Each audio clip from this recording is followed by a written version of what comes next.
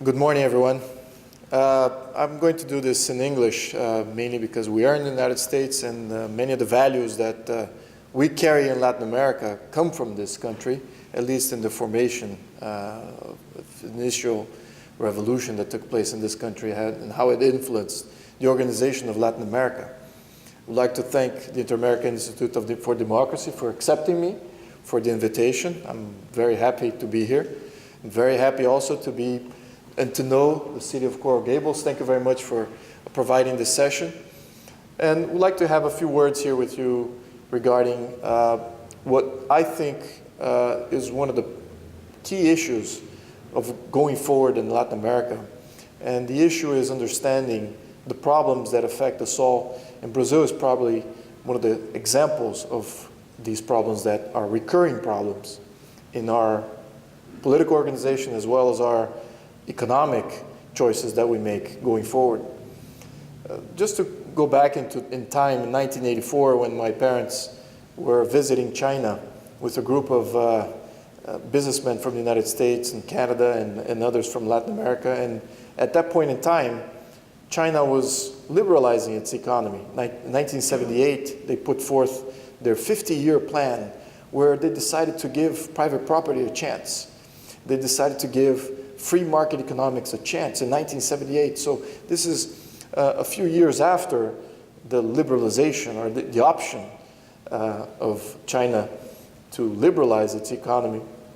And at that point, what happened was my parents, as well as everybody that was visiting China at that point, realized, and many of the American business people, they were slapping my parents on the back saying, you know, Brazil's going to have it great for you this next few decades because China can only produce satin and porcelain, and there's nothing else in China that would be of interest for the West.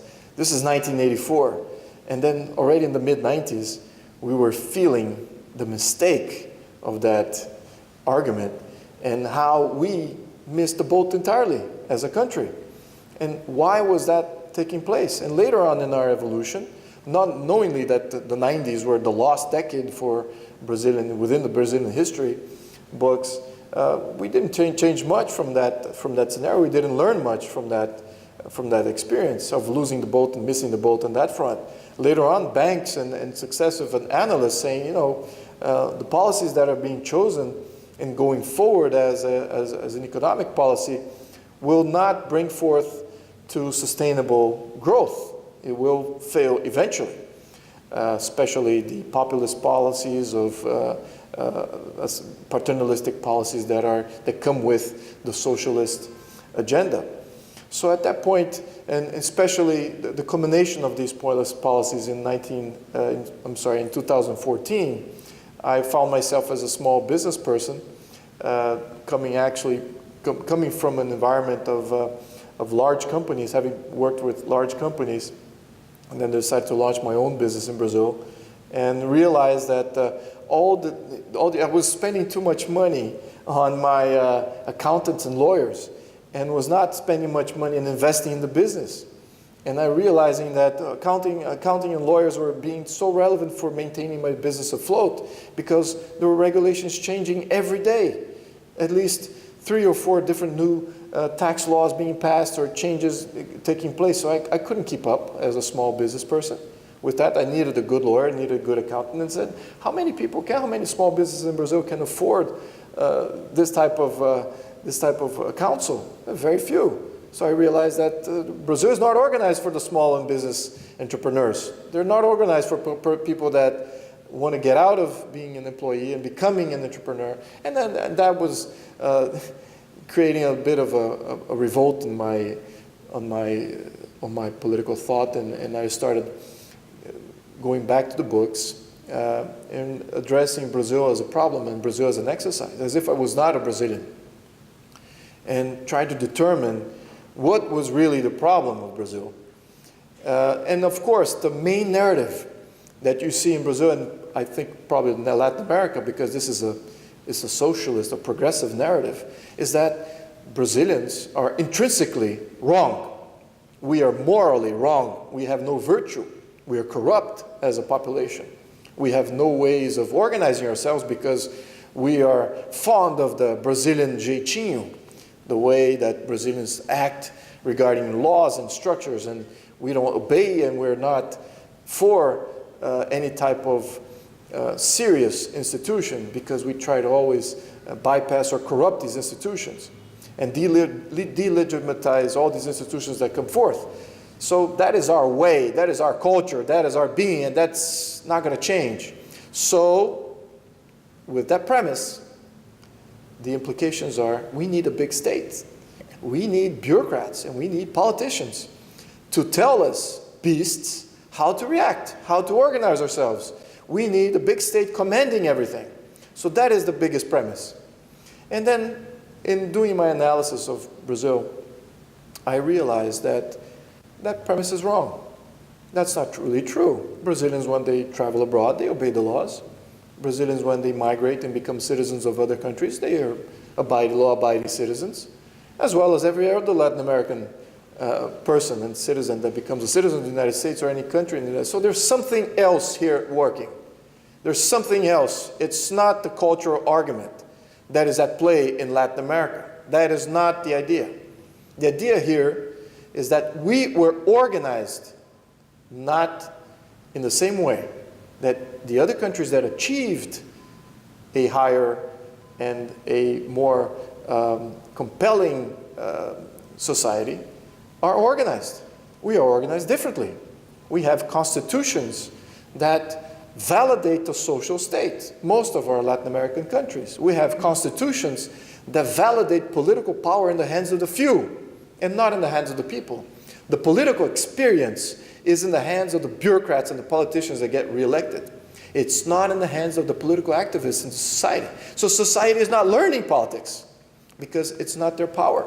It's not within their grasp to understand the mistakes and live with their mistakes as far as options are concerned. So that vote of confidence in society does not happen in Latin America because we don't have the political systems that are capable of giving that power to the people. So that's one of the biggest premises that I saw when analyzing 200 countries. We realized that countries like Brazil that copied wrongly the presidential system of the United States, they concentrated power, they centralized power. And in the analysis of these 200 countries, as far as overlooking, trying to understand the Brazilian problem, how do we fare in concentration and centralization of power? Brazil has always been centralized and concentrated in power. So that has been very good in the 19th century, where the world was still forming, where you had disputes, land disputes and territory disputes that favored Brazil. We were capable of defending our territory and creating a nation. But that was not the motto in the 20th century, where you required the rule of law being applied locally, and you have local representatives, they having the power to make their own decisions and command and wield local power so that the economy could flourish, and centralized ruling and planning was not at place. So in the 20th century, there was a big change in the political structure of the United States. The United States in the end of the 19th century was very similar to Brazil in the beginning of the 21st century. It had corruption, it had many business interests commanding the political interests and commanding the political power. You had senators and governors being elected by interest groups, and that's Brazil right now. And how did they now become a beacon of a good and stable political system? One is by maintaining decentralized power, but how did they do that? They applied mechanisms of direct democracy on a limited basis and transparency that gave power to those that are political activists and that are also shareholders and stakeholders in the political system. Brazil does not have those mechanisms. Every single country that is now occupying the highest development indexes as far as per capita, as far as education, and as far as natality and mortality levels that are part of the OECD countries, all of them have political validation that happens frequently. has decentralization of power, has fragmentation of power. So really, the ones that command political power are no longer being bought out in the developed countries. They're still the case in the underdeveloped countries. And that is a function of having systems and organizations and constitutions that validate fallacies. Our first socialist constitution was in 1934. Unfortunately, we had 7 constitutions. That seems to be a lot. When you compare to Venezuela, they had 27 constitutions, so it's kind of not too much. But compared to the United States, they had only 1, or France, they had only 3, or Germany, they had only 2. Then you start thinking, okay, what's at play here? Political stability. How do you get to political stability? That's the only way that you can go forth and create wealth, sustainable growth with political stability and democracy. That is the biggest change. You can have political stability with dictatorships. It's easy. China, as an example, has one-party system.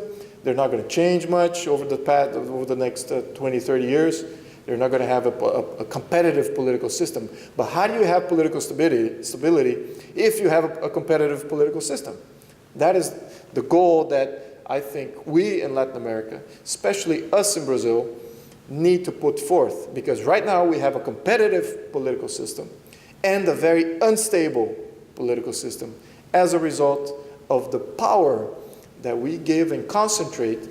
Every election, we have a new Brazil being formed. Every new president comes up, there's this new plan for Brazil. That is not stabilizing. That is destabilizing. That creates a lot of havoc. And if you look at the rich people in Brazil, as far as the top echelon, they change every 10 years, every 15 years, which is not the case in the developed countries. You have wealth being created and maintained over a century or even more because of some of the stability, some of the values that are ingrained in the Constitution that are immutable. So the idea here is for us to understand on a very scientific level, what are these values that we need to maintain in our constitutions? What is the political organization that will make sure that we have democracy, a competitive democracy, open democracy, and yet a stable political system that will allow for economic growth over time? There's no magic in economic growth. You have to have political stability first. That's why one of the biggest changes that we're doing in Brazil right now, in my opinion, is still at peril. There are many economic reforms that are being put forth in the new government that is taking place. All these reforms, they tend to destroy, which is a good thing, destroy the pillars of socialism, which is a state-owned and state-controlled pension system, a state-owned and state-controlled labor law, and many paternalistic and assistentialistic policies that are all centralized and put forth by the federal government. And that's not the role of a federal government. And that's why it's one of the main destabilizing forces in Brazil right now in the economic system, is those 3 pillars. And some reforms that are being put forth tend to go against these pillars, and that's why a lot of the political upheaval is happening in Brazil at this point. However, even if these reforms are successful, which I think they will be, it's still not going to be permanent. It might take another government. If we, in the next election, elect a socialist government, they can easily revert everything that was done in order to stabilize Brazil economically right now. So that is one of the biggest things that we need to question and we need to put forth, is what is the role of a federal government, of a centralized government? What is their real role, and the least amount of things that they can do, or if they are only eligible of doing what only they are capable of doing, that would be the stabilizing force. And determining that is the exercise that we haven't gone through as of yet. The role of the state is still a very ubiquitous role, where it has to be involved in everything in Brazil. So we haven't gone through that exercise, this stabilizing exercise of making sure that our centralized government is doing the least as possible.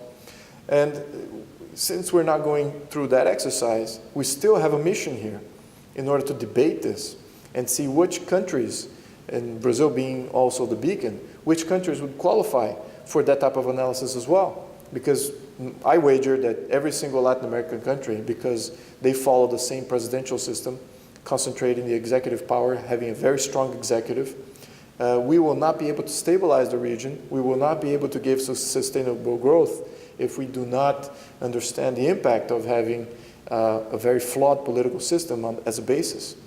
So that's one of the biggest things that I think I can contribute here to this debate and to the missions. Brazil, as far as a country, it has to lead the region out of this political organization that will always throw us back into instability. And it has this ability to do so because it is a broad country, it is diverse, it is decentralized by force of nature and force of its sheer size.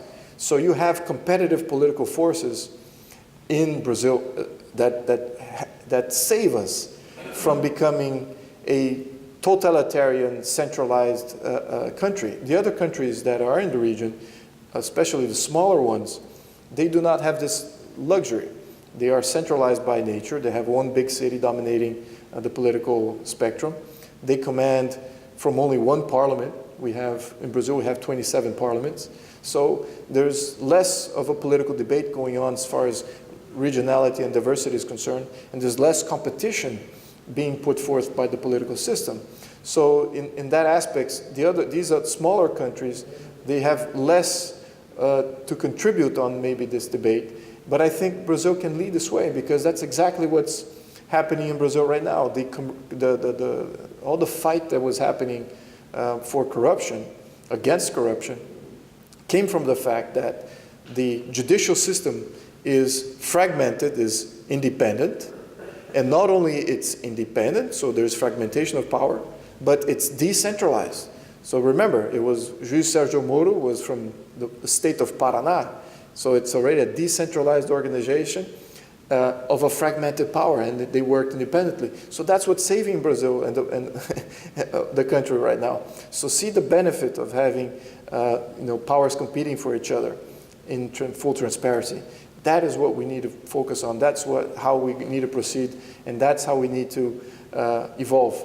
So here's the mission of understanding the role of Brazil in this political future. It's easy to point out that we have a very broad economy, but at the same time, it's very interesting and very, probably the debate that we haven't had yet, is what is the political role and what is the political mission that Brazil has for the region in order to put forth a good example and to take these countries that are not having this debate or will never have this debate, and maybe they can adopt some of the political organizations and some of the political structures that we will have to adopt in order to stabilize our huge country.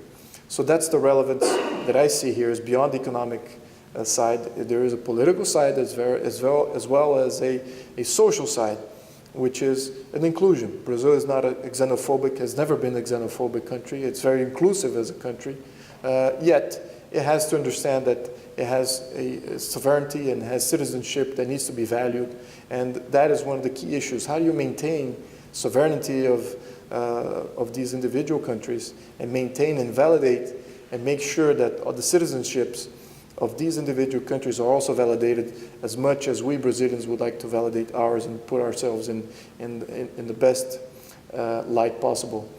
So my friends, thank you very much for having me. And if you have any questions regarding what I'm just putting forth, please let me know. But thank you very much for having me. Thank you very much, City of Coral Gables, for this introduction. Thank you very much.